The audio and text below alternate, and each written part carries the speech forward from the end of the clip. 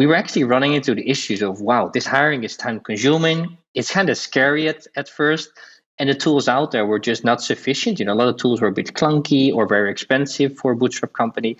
So it really started out of our own frustration of, how do you organize such a hiring process and how do you collaborate? Because we always had been working remote. Welcome to 20-Minute Leaders. Just sit back, relax, and learn from the leaders of today. It's a journey. Each one is different, unique, inspiring. Let's get started. This episode is powered by J Ventures, a community-driven VC fund in Silicon Valley, in partnership with Leumi Tech, sponsored by Hippo Insurance, Upwest Labs, Turing, Hillel at Stanford, Leap, and in media partnership with C-Tech. Recruiting is becoming more and more relevant and a bigger challenge as the world moves to digital. And not all businesses adapt so quickly to the recruiting habits that tech giants have adopted. Well, today we're joined by Perry Oostdam. Meet Perry Oostdam, co-founder of Recruitee.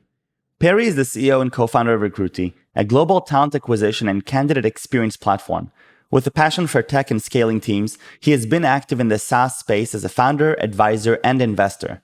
Perry believes in the power of HR tech to help revolutionize the way companies and teams grow. Perry Oostdam, thank you for joining me all the way from the Netherlands. How are you? Good. Thank you, Michael. Thanks for having me.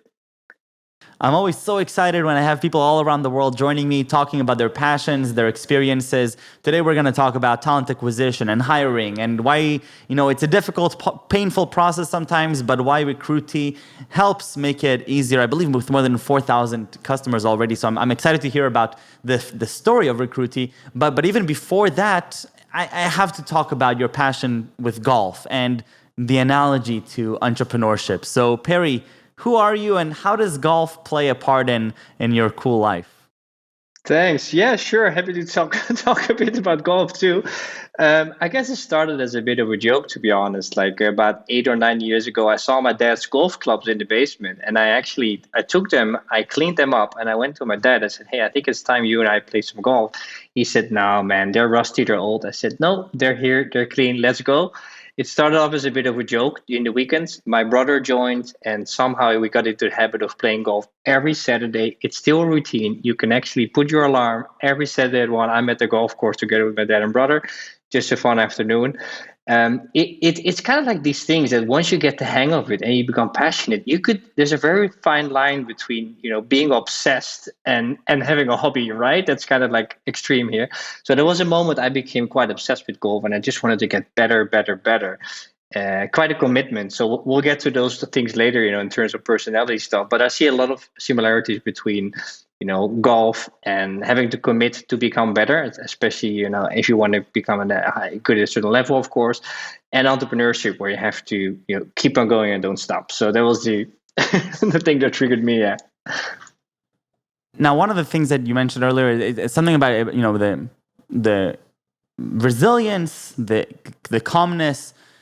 How does that play a part, in your life with entrepreneurship? Right. Like the thing, this is again with golf as well, like you're kind of your own enemy, depending on what level of ambition you have, right? You could just be a lifestyle entrepreneur, have some fun along the go, or you could be extremely committed and just don't stop until you reach your goals. So I think we've been the type of person that just, we kind of have an ambition of saying, okay, it's not just about helping a couple customers. We want to help as many companies as possible around the world.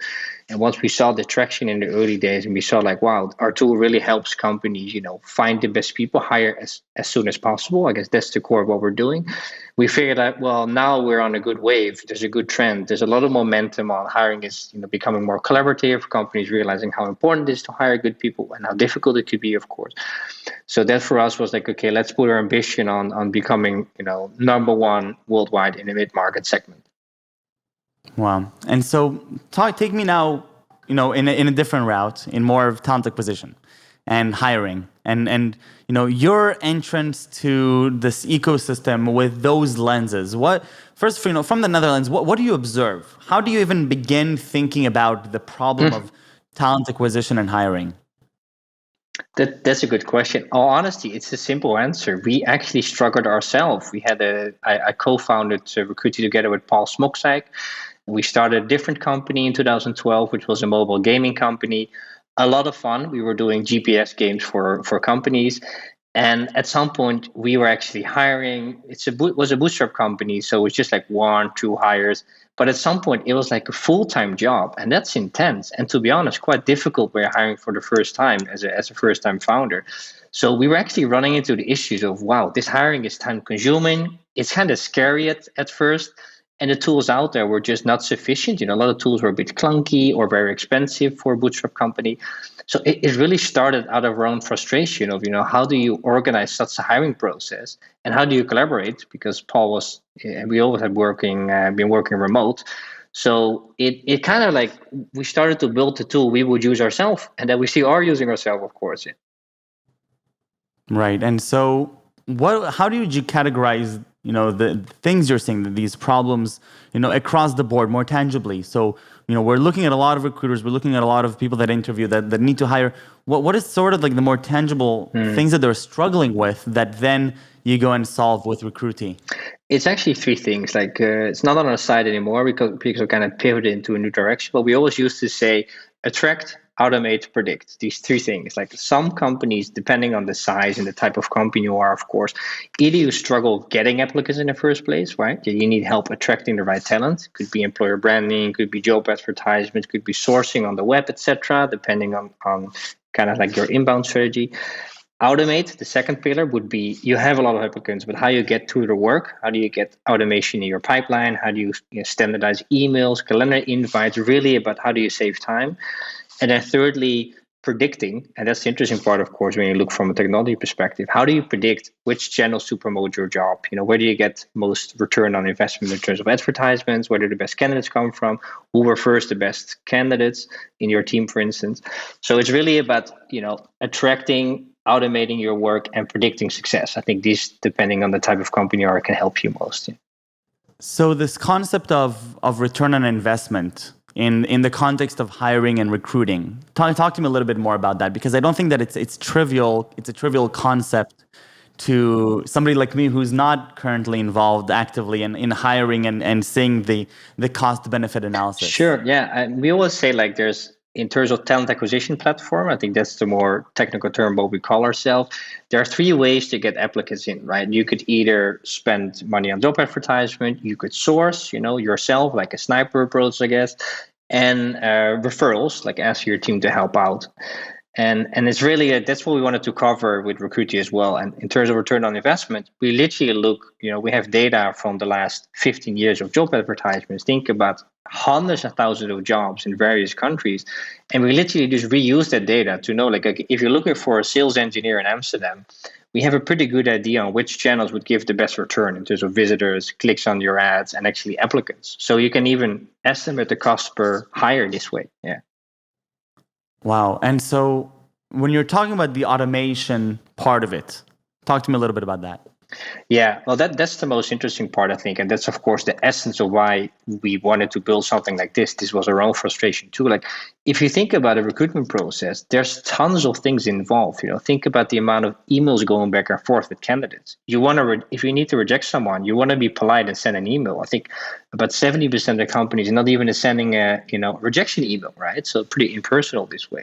But also think about calendar invites go back and forth. So for us, it was like a perfect example of a process that could be captured in a beautiful tool, right? So automation meaning bulk emailing candidates, scheduling, send them a calendar invite link so they can schedule in your calendar directly, so you don't have to go back and forth, make it very friendly for the applicants.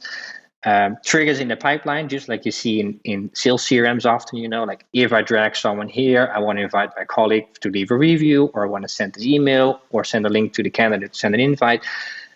To us, this kind of became normal because we're used to, work in techie tools that for us has been the way to collaborate all along. But we just see a massive trend going on where companies are like, oh my God, I'm doing this manual in Excel sheets, and Outlook and folders. And I was like, this can save you tons of time, That makes a lot of sense. And so you're, also that look on the market that you're approaching here, makes a ton of sense. Now, take me back to the very first people that you showed this to, the very first customers. Now you have over 4,000. But How does it all begin? Well, to be honest, we were a bootstrap company. So from the company GRM we started Recruitee. It was literally a side project in the beginning because we were doing campaigns for companies, so we couldn't afford to spend the full time on this. It was a side project. We didn't have any money, so we literally started to just call potential customers before even building it. Like, hey, we want to build a recruitment tool, help you save time. Do you want to help out?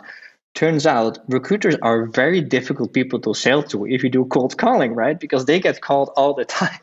So truth to be told, the first things was, first we heard no 1,000 times, right? Then there was a yes. Then there was a maybe, another yes.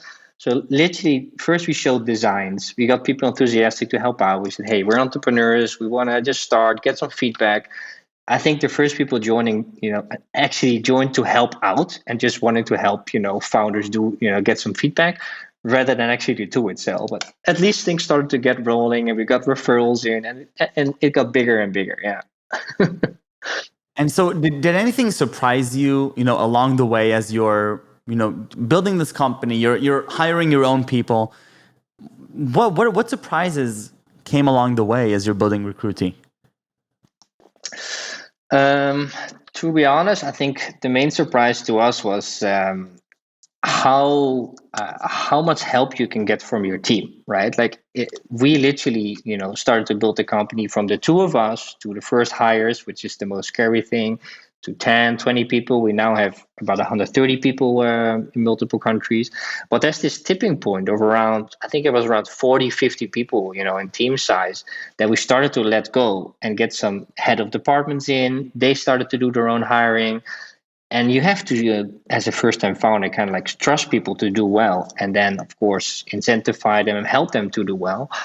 But it just surprised me that if you really give the responsibility and trust to people, how collaborative the process could become, right? It literally, the best salespeople started to refer other people, and this became great hires in the end. So I think the collaboration part was the thing that surprised us, and we figured, wow, this should be a company-wide effort, not just for the recruitment team. Yeah.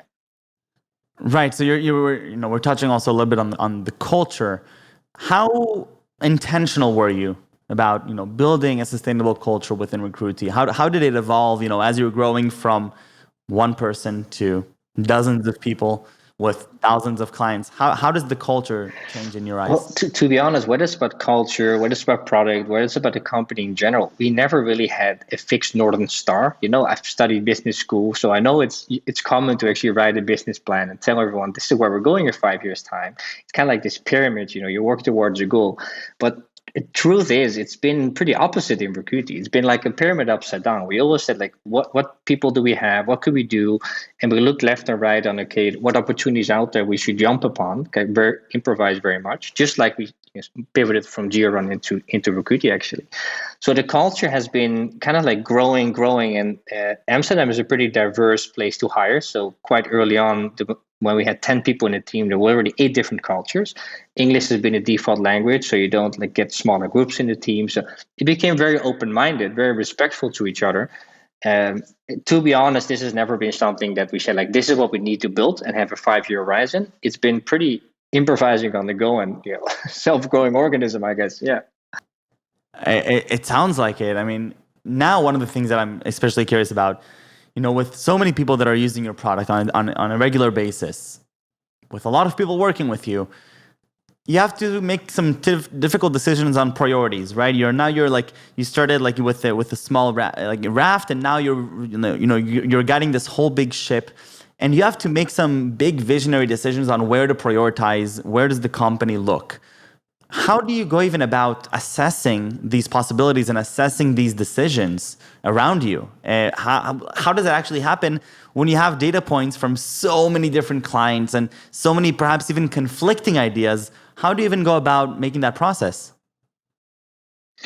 Yeah, to be honest, when we started Recruitee, we wrote down the 10 commandments of an ideal scalable business. This is what we literally called it. So we said, we want to have a self-service approach. We want to be product-led growth. We want to have clients in multiple countries, have a very low barrier to adopt the software. So have a free trial so people can just trial it. If they like it, they sign up with a credit card. If not, no hard feelings.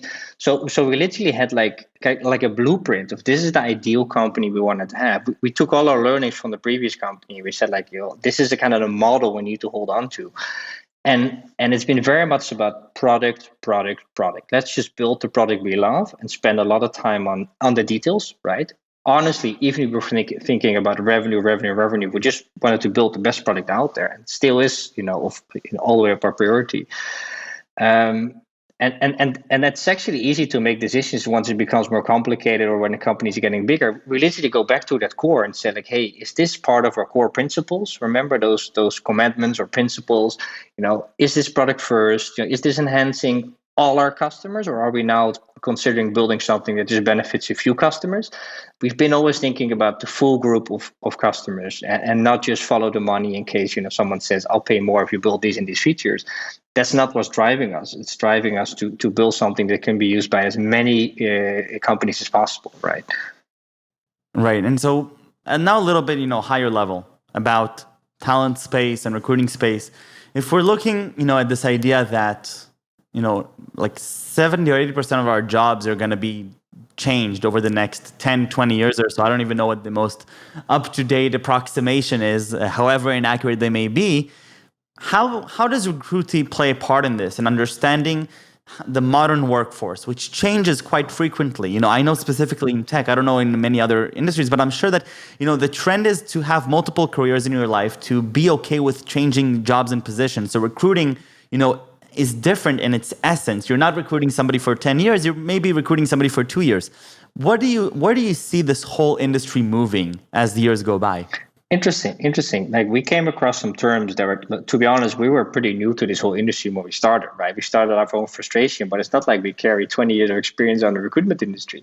But we're learning a lot, and we like something like passive candidates was never on the radar, but apparently, passive candidates, as in, you can trigger someone to follow your company, to kind of like build a relationship, and maybe one day they actually consider applying to one of your jobs. But passive candidates, as in targeted Facebook ads or LinkedIn ads, is a very effective way to build a relationship. And this fits within the theme of employer branding, thinking about what's it like to work for me, having proper videos or pictures on your website, but what is it to be, as an employer brand, as an employer, right? But we see more and more companies creating ways to follow that company, to show you this is us, be very transparent, meaning this relationship starts long before they actually consider applying. It's almost like a sales process where you engage with your leads before they consider becoming a customer. I think that process, including all the marketing, funnels, how many visitors, how many conversion rates, can be very much applied to the recruitment process if you think about it. It's literally also a funnel. If you look at our product, it literally is a funnel. And now kind of the step before is like who are interested before they applied, right? It's super interesting to think about these dynamics in terms of marketing. Yeah. 100%. Perry, I have a few fun questions. I have many more professional questions, but I have a few fun questions I want to ask you if you're ready for them. Go. Yeah, sure. All right. We'll start off easy. We'll get a little bit weirder along the way. What is a favorite subject of yours from middle school or high school? It sounds a bit boring, but I've been a big fan of math. I really like math. Like, I'm bad at language. Like, even my Dutch was pretty poor, to be honest, the writing part. But math, I'm comfortable with. Yeah. I love it. Somebody who's a role model for you, or somebody that inspires you. Not sure it's the best example because a little bit mixed feelings, but Tiger Woods has been a big role model for me. I mean, aside from his personal life, I mean, to get back in the game at like a pretty, uncommon age, and then, with all the injuries he had, and then win the Masters again. If you look at that physically being almost close to impossible with all the young guys that are like much stronger and more fit than he is, and then winning the Masters again on mental strength, that to me is like big respect. So really look up to that guy. The elegance, as if there's no sweat at all. I think it's that's pretty it. Remarkable. I mean, all these 25-year-olds are like, what's happening? Like it's pretty incredible to see the strength of mental power. And just pure brightness and intelligence. Somebody who's thinking critically, understanding the opponents, understanding what, how this game is operated, and not looking at every point, but looking at the war in general and the higher scope of the field. I think that's just that's a pretty good lesson for entrepreneurship as well. I think, and we started talking about golf and we're finishing here. I think Nice one. that's pretty cool. And what are 3 words that you would use to describe yourself? It relates a little bit back like a previous question on a role model, but I think certain commitments, like we've always been very committed to what we do. It can also be negative to committed, right? You could be a bit egocentric. That's the negative side of being committed, but commitment for us is super important. Logic, being rational, down to earth, that's very important for us. It's a bit in our culture as well. Dutch are very direct and logic, you could say. And authenticity is important. Like, be yourself. And that just means the people you hire, the people you surround yourself. I think if you're authentic, then you also kind of like get back what you kind of give here. So that's been important. Also in a hiring process, we also screen people on these example, like, what's the scenario that you felt you could not be yourself, right? And watch out for those. Yeah. Right. I love it. Perry, thank you so much for joining me. This was wonderful. I really appreciate it. Best of luck with Recruitee. I don't think it's luck anymore. I'm pretty sure you're doing exactly what you need to be doing. It looks phenomenal, but thank you very much for taking the time to join me here, and stay safe and stay healthy. Thank you, Michael. Likewise. Thank you. Take care. Bye-bye.